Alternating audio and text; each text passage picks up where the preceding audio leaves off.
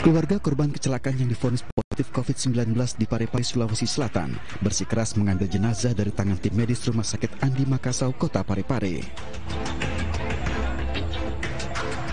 Perampasan jenazah ini terjadi di Kelurahan Sumpang Minange, Kecamatan Bancu Kiki Barat, Kota Parepare, kemudian viral di media sosial. Sebelumnya korban terlibat kecelakaan dan meninggal dunia di ruang UGD rumah sakit. Sebelum meninggal, pihak rumah sakit mengambil tes antigen dan tes cepat molekuler kepada korban dan hasilnya positif COVID-19. Namun keluarga korban tidak terima, mereka merampas jenazah. Dari IGD rumah sakit, perampasan jenazah ini dilaporkan Satgas COVID-19 Kota Parepare. Yang dilaporkan adalah perampasan mayat yang kaitannya dengan Undang-Undang Kekarantinaan Pasal 93. Ya. Kalau berdasarkan kronologisnya seperti apa itu, Bu? Ya, jadi kronologisnya yaitu ada kejadian tadi malam di Rumah Sakit Andi Makassau. Itu kejadiannya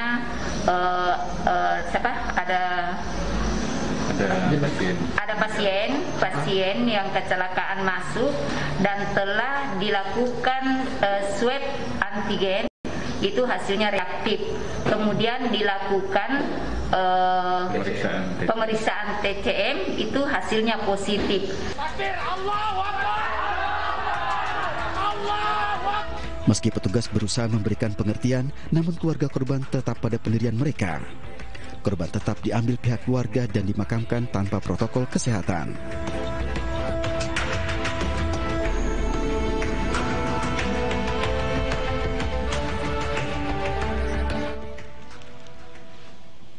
Obat terapi COVID ivermectin kembali menyita perhatian Indonesia. Corruption Watch menuding produsen ivermectin berafiliasi dengan penguasa.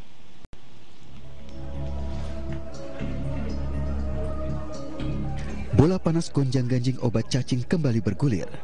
Setelah sempat menuai polemik terkait izin obat terapi, kini ivermectin kembali menyita perhatian lantaran dituding memiliki kedekatan dengan penguasa. Indonesia Corruption Watch menilai produsen ivermectin berafiliasi dengan sejumlah tokoh politik.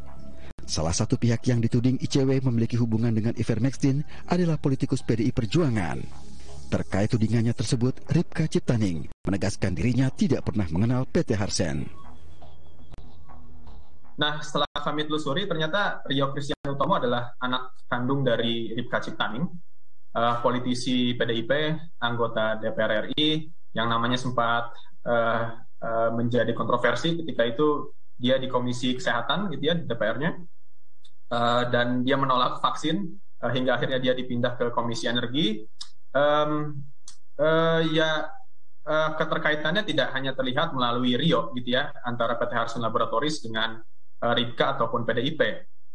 Kami menemukan salah satu video amatir yang menunjukkan begitu bahwa Ripka selaku ketua Baguna PDIP menerima bantuan dari PT Harsen berupa sembako dan alat medis.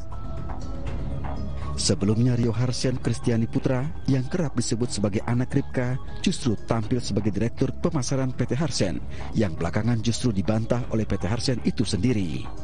Tidak hanya politikus PDIP, ICW juga menyebar tudingan ke lingkaran istana termasuk Kepala Staf Kantor Kepresidenan Muldoko.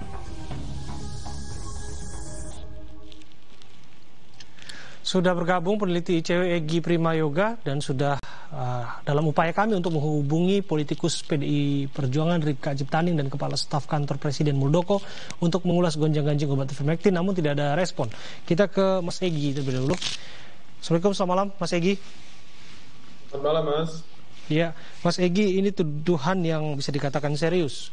Pemburu rente di dalam lingkaran istana dalam promosi ivermectin. Anda punya bukti apa?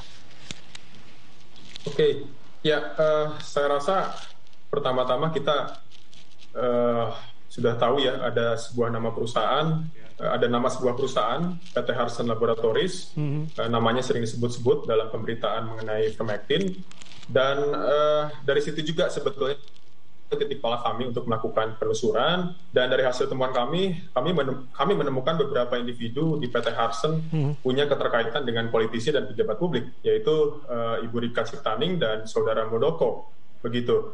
Nah, bukti-bukti yang kami kumpulkan juga sudah ada, begitu ya, baik itu melalui pemberitaan ataupun dokumen resmi akta perusahaan, begitu. Jadi tudingan kami juga punya dasar yang cukup kuat, gitu ya.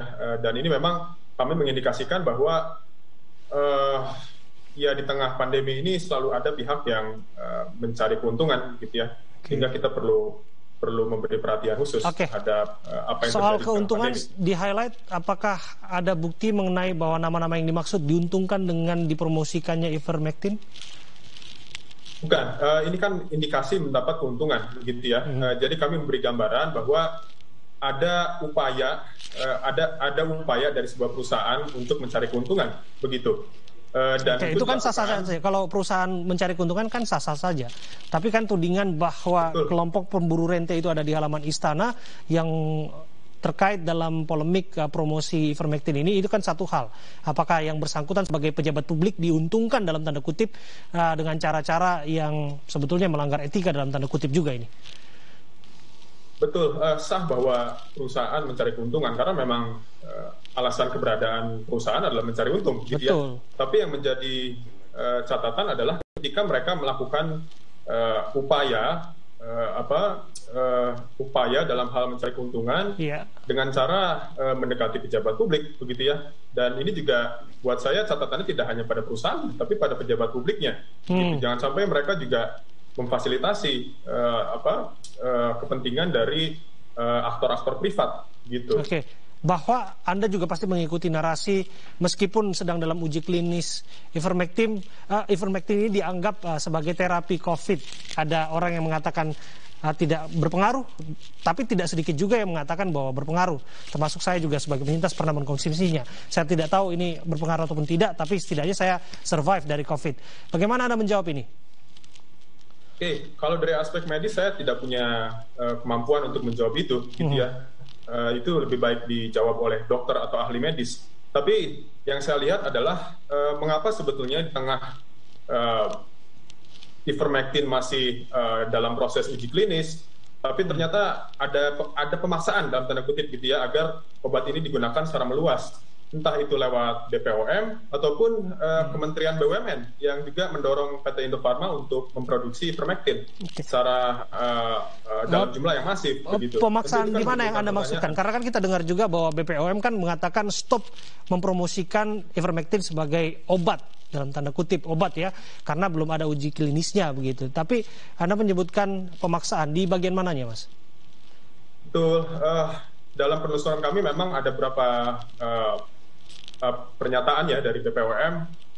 28 Juni BPOM mengizinkan uji klinis, gitu ya, dengan tetap membatasi penggunaan kepada yang memiliki resep.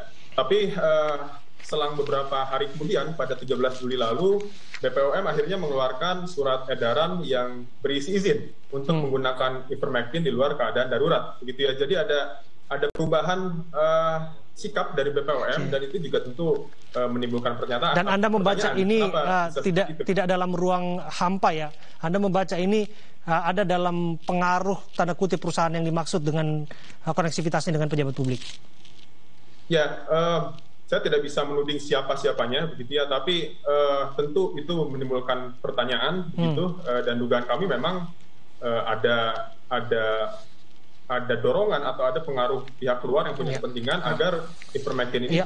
Mas Egy, mohon maaf saya potong. Ini jadi klise karena Anda tidak menyebutkan, mengatakan tidak menyebutkan siapa-siapanya, tapi secara terbuka juga Anda sudah menyebutkan nama Pak Muldoko, nama Ibu Ripka Ciptaning masuk dalam jaringan tersebut dan patut diduga bahwa mereka-mereka itulah yang mempengaruhi penggunaan ivermectin ini untuk meraup keuntungan dalam tanda kutip.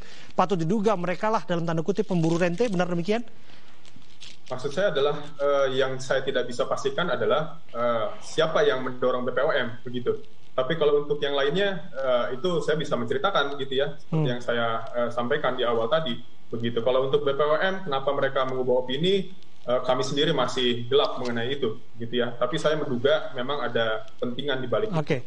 Ekspektasi Anda, jika kemudian ini benar adanya, seberapa penting pelacakan follow by the money ataupun mengikuti aliran uang jika ada yang diuntungkan dengan cara-cara yang tidak baik seperti ini di tengah krisis kesehatan? Sangat-sangat penting saya rasa, karena di tengah pandemi, di tengah krisis akan selalu ada pihak yang mencari keuntungan, gitu ya. Betul. Dan saya rasa secara jumlah bisa berjumlah fantastis, gitu ya. Dalam hal bansos saja besar, apalagi vaksin, gitu ya. Kalau kemarin terjadi vaksin berbayar, pun termasuk ivermectin.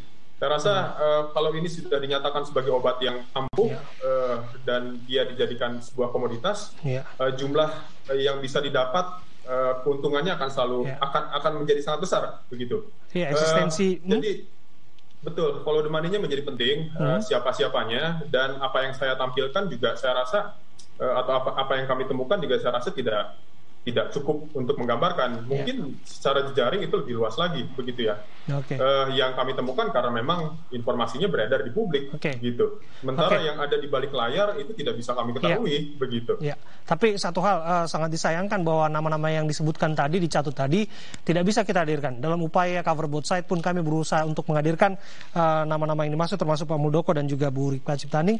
Kita akan tunggu waktu. Jika ada bukti yang lebih kuat dan lain sebagainya, saya pikir layak untuk mendapatkan perhatian publik dan layak untuk diungkap, karena kita tidak menginginkan kelompok pemburu rente ini bersukaria di tengah kita dalam krisis kesehatan. Terima kasih Mas Egy sudah bergabung sama kami dari Indonesia Corruption Watch. Demi menghindari razia prokes, 2 pengendara di Lebong, Bengkulu nekat memakai masker daun. Selengkapnya di iNews Prime saat lagi.